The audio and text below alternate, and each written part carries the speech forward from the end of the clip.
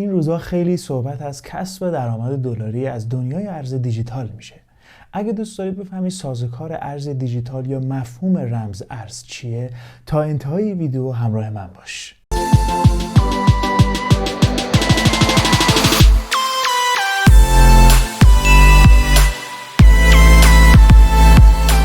درود دوستان عزیزم، یاشار هستم و شما چنل آرتیم یاش تریدر رو دارید میبینید. امیدوارم که هر جای این کره خاکی آبی رنگ هستید حال دلتون عالی باشه. طبق قولی که به همه دوستان داده بودم، قرار بود که برای دوستانی که تازه با دنیای ارز دیجیتال و رمز ارز آشنا شدند، مجموعی از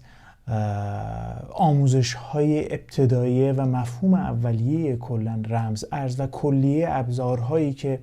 برای کسب درآمد دلاری و سرمایه‌گذاری تو دنیای ارز دیجیتال لازمه، به صورت ویدیوهای پشت سر هم در یک پلیلیستی که من اسمش رو خواهم گذاشت دانشگاه ارز دیجیتال به دوستان ارائه بدیم که در کنار منتورشیپ پرایس اکشن پیشرفته RTM بتونیم دوستان رو هم با دنیای ارز دیجیتال که خب یه سری مباحث اولیه‌ای نیاز داره برای سرمایه گذاری آشنا بکنیم، یا کلا همه دوستانی که تازه میخوان اصلا با این دنیا آشنا بشن قبل اینکه اصلا پرایس اکشن و RTM و تحلیل تکنیکال رو بفهمن، خود ماهیت ارز دیجیتال و رمز ارز رو ابتدا میخوایم در موردش صحبت کنیم که در کنار این بعداً ما در مورد دنیای فارکس و ابزارهایی که لازم دارید برای سرمایه گذاری در فارکس صحبت خواهیم کرد. اما نهایتاً میخوایم به این قضیه بپردازیم که کلاً ارز دیجیتال چیست.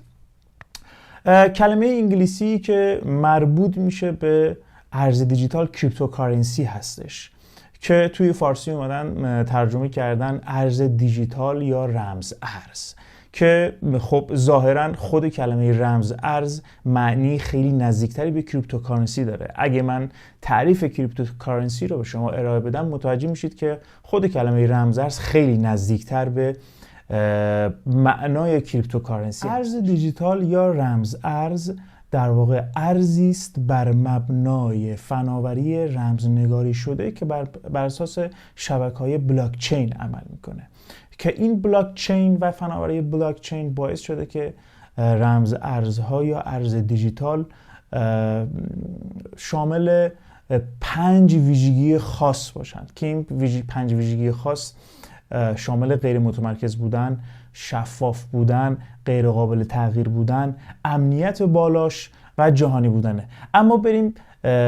بپردازیم به این 5 خاصیت ارز دیجیتال و نهایت این که اصلا کلا فناوری بلاک چین به چه معنیه و چطوری عمل. غیر متمرکز بودن ارز دیجیتال به این معنیه که هیچ گونه نهاد، سازمان یا شخصی این شبکه بلاک چین رو کنترل نمیکنه و محدود به یک مکان خاصی نیست. ببینید دوستان، توی ارزهای فیات یا مثلا همین ریال خودمون یا دلار، شما برای اینکه بتونید یک حساب ریالی یا دلاری داشته باشید، لازمه که برید بانک، یک مکان خاصی درخواست افتتاح حساب بکنید و در واقع شماره حسابی دریافت بکنید و برای انتقال این پولها شما نیاز به یک نفر سوم و واسطه ای است که اون بانک این کار رو برای شما انجام میده. اما توی دنیای ارز دیجیتال شما نیاز به هیچ کدوم از اینا ندارید و شما تمام داراییتون رو در فضایی که ولت بهش میگن، که بعداً تو آموزش ولت ها و کیف پول ها آموزش مفصلی خواهیم داشت، و با یک شماره ولت که در واقع همون شماره حساب هست، خیلی بدون اینکه از کسی اجازه بگیرید، خیلی راحت با نصب یک نرم افزار و راه اندازی چند تا دکمه راحت یک ولت میسازید و میتونید با استفاده از فناوری بلاک چین که جلوتر در موردش صحبت میکنیم ارز رو بدون هیچ واسطه‌ای جابجا بکنید. به زبان خیلی ساده، غیر متمرکز بودن، میخوام خیلی ساده بگم، نیاز به افتتاح حساب یا اینکه بخواید برید بانکی جایی نیست و وابسته به هیچ شخص و مکانی نمیتونه باشه. دومین ویژگی منحصر به فرد فناوری بلاک چین اینه که بسیار شفافه. یعنی اینکه هر گونه تراکنشی که تو این شبکه انجام میشه شما میتونید توی سایت بلاک چین تمام تراکنش ها رو چه ساعتی، چه تاییدی، چه مقداری، کاملا از چه کیف پولی به چه کیف پولی انتقال داده شده کاملا میتونید شما ببینید. ویژگی بعدی غیر قابل تغییر بودن این تراکنش هاست. شما تو حساب بانکی وقتی یک پولی اشتباه به یه جایی جابجا میشه با دستور قضایی میشه اون پول رو برگردوند و جابجا کرد. اما توی بلاک چین از این خبرها نیست. پولی که ارزی که مبلغی که جابجا بشه به هیچ عنوان دیگه غیر قابل تغییر نیست. اون بلاکی که تشکیل میشه دیگه به هیچ عنوان نمیشه اونو تغییر داد. اما ویژگی بعدی که خیلی میتونه مهم باشه و باعث استقبال زیاد از بلاک چین شده امنیت بسیار بالای اونه. خب جلوتر ما متوجه میشیم که بلاک چین بر اساس در واقع معادله ها و فرمول های ریاضی رمزنگاری میشه هر کدوم از بلاک ها و به خاطر همین بسیار بسیار امنیتش بالاست و هر بلاکی که تشکیل میشه با توجه به کمک این رمزها به بلاک قبلی متصله و امکان تغییر به این بلاک ها بسیار بسیار پایینه و تا کنون کسی نتونسته که دستکاری بکنه. نهایتاً ویژگی آخرش ویژگی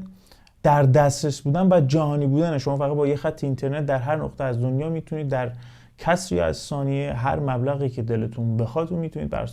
به کمک فناوری بلاک چین از یک نقطه به یک نقطه دیگه انتقال. فناوری رمزنگاری در دنیای ارز دیجیتال باعث تمایز ارز دیجیتال و ارز فیات شده و همین فناوری رمزنگاری باعث میشه که از جهل ارزها جلوگیری بکنه. اولین ارز دیجیتال در سال 2008 وایت پیپرش بیرون اومد و در سال 2009 اولین سکه بیت کوین که پادشاه ارز دیجیتال هست و به عنوان اولین ارز دیجیتالی است که در واقع استخراج شد و توسط آقای ساتوشی این اتفاق افتاد که هنوز شخصیت واقعی آقای ساتوشی کاملا مشخص نیست. مسئله اعتماد همیشه یک دغدغه بوده برای انتقال پول و یا قراردادها بین مردم، اما فناوری بلاک چین و ارز دیجیتال تونسته با همین فناوری رمزنگاری این مشکل رو حل بکنه و به مرور زمان و کم کم علاوه بر اینکه از این فناوری برای انتقال ارز استفاده کردن، برای انجام قراردادها به صورت هوشمند هم از این فناوری به صورت گسترده داره استفاده. اما سوالی که ممکنه پیش بیاد، اگر بانک یا مکانی وجود نداره یا شخص سومی و واسطه‌ای وجود نداره برای انتقال پول، انتقال ارز یا قراردادها، پس چطور این تراکنش ها تایید، ثبت و انتقال پیدا میکنن و تایید میشن؟ در واقع جواب این سوال به این صورت هستش که فناوری بلاک چین برای تایید تراکنش ها از مدل های مختلفی استفاده. یکی از این مدل ها که بیت کوین هم بر اساس همین سازوکار کار میکنه، پروف آف ورک یا سازوکار اثبات کار هستش که در این مدل ها استخراج کننده ها و ماینر ها تایید کننده تراکنش ها هستند. در واقع مسئولیت نظارت بر تراکنش های شبکه ماینر ها و استخراج کننده ها هستند و حسابدارهای شبکه بلاک چین هستند. سازوکار دیگه‌ای که وجود داره پروف آف استیکینگ هست، یعنی سازوکار خرید سهام هست. به این صورت به زبان ساده بخوام بهتون بگم، افرادی که از اون توکن به عنوان یک سهام میتونن خریداری بکنن یا به عنوان سهام اونا رو دارن، میتونن نهایتاً توی تراکنش‌ها تصمیم گیری بکنن. یه سازوکار دیگه ای وجود داره به صورت رأی‌گیری هست که بعضی از بلاک چین ها از اون استفاده میکنن. اما بریم ببینیم که اصلا خود فناوری بلاک چین به چه صورت عمل میکنه و مفهوم اساسیش و پایه اساسش به چه صورت. بلاک چین یک فناوری غیر متمرکزه همونجوری که اشاره شد و به صورت زنجیره‌ای از بلاک های متصل به هم اطلاعات رو ذخیره میکنه و هر کدوم از این بلاک ها به واسطه هش که جلوتر در مورد مفهوم هش و هش ریت بیشتر آشنا میشیم به بلوک قبلی متصله و این امر باعث میشه که این بلاک ها از بین رفتن هر کدوم از این بلاک ها، دستکاری هر کدوم از این بلاک ها باعث تغییر در بلاک قبلی میشه و همین امر باعث میشه که تقریبا تغییر دستکاری این بلاک ها غیر ممکن بشه و امنیت شبکه بلاک چین رو تضمین میکنه. سازوکار انتقال و تایید و بررسی شبکه در واقع بلاک چین در 5 مرحله معمولا انجام میشه. مرحله اول مرحله ثبت درخواست معامله، ثبت درخواست در واقع انتقال اون ارز خاص هست که به صورت گروهی در یک بلاک ذخیره میشن. مرحله دوم هش گذاری روی بلاک ها هستش. هش ها در واقع همون معاملات و فرمول‌های ریاضی پیچیده است که در هر بلاکی قرار خواهد گرفت. مرحله سوم هر کدوم از این بلاک ها به واسطه فرمول‌های ریاضی و هشی که دارند به هش بلاک قبلی متصل هستند و این اتصال باعث میشه زنجیری از بلاک های متصل به هم به وجود بیاد. مرحله بعدی که مرحله چهارم هست، برای به وجود اومدن بلاک جدید باید یک سازوکار پروف اف ورک حل بشه توسط ماینرها. در واقع همون سازوکار ماینرها و استخراج کننده ها هست که به واسطه قدرتی که دارند این فرمولای ریاضی و هش رو حل میکنند. و مرحله آخر تاییدی بلاک هست، یعنی این بلاک ها تایید میشن، کانفرم میشن توسط پروف اف ورک و ثبت میشن و به کل شبکه ارسال و ثبت خواهد شد. با کانفرم شدن بلاک هر کدوم از این ماینرها با توجه به هش ریتی که در اختیار دارند نسبت به هش کل اون بلاک میزانی بیت کوین یا هر ارزی که خب حالا بلاک چین خاص خودشو داره به عنوان پاداش یا ریوارد دریافت میکنه که به زبان ساده میشه همون حقوق اون حسابدارهای شبکه بلاک چین که هر کسی تونسته باشه با توجه به قدرتی که در اختیار داره، اون هش ریت که جلوتر در موردش صحبت میکنیم، میزانی از اون ریواردی که در واقع مختص اون بلاک هستش متناسب با هش خودش دریافت میکنه به عنوان ریوارد و اما مفهوم هش ریت به چه معنی هستش؟ ببینید دوستان، توی فرآیند استخراج هر ماینری یه سری فرمول ها و معاملات ریاضی رو حل میکنه و ماینرها و این سیستم هوشمند از سیستم آزمون و خطا استفاده میکنن. در واقع هر چقدر یک ماینر در یک ثانیه بتونه تعداد آزمون و خطاهای بیشتری رو انجام بده از قدرت بیشتری معمولا هش ریت های متداولی که برای ماینرها الان هست حدود 14 ترابایت یعنی 14 تی معروف هستن که میتونن 14 تریلیون در واقع معامله در ثانیه رو انجام بدن و هر کدوم از این ماینرها با توجه به هش ریتی که نسبت به هش ریت کل در واقع اون بلاک دارن شانس دریافت ریوارد اون بلاک رو خواهند داشت نسبت به اون هش ریت. مثال قدرت هش معاملاتی یک بلاک اگه 200 باشه و ماینر مورد نظر هش ریتش 20 باشه، وقتی که اون بلاک رو در واقع کانفرم میشه، اون ماینر اگه تونسته باشه فرمولای ریاضیشو حل بکنه چون هش ریتش 20 بوده نسبت به اون 200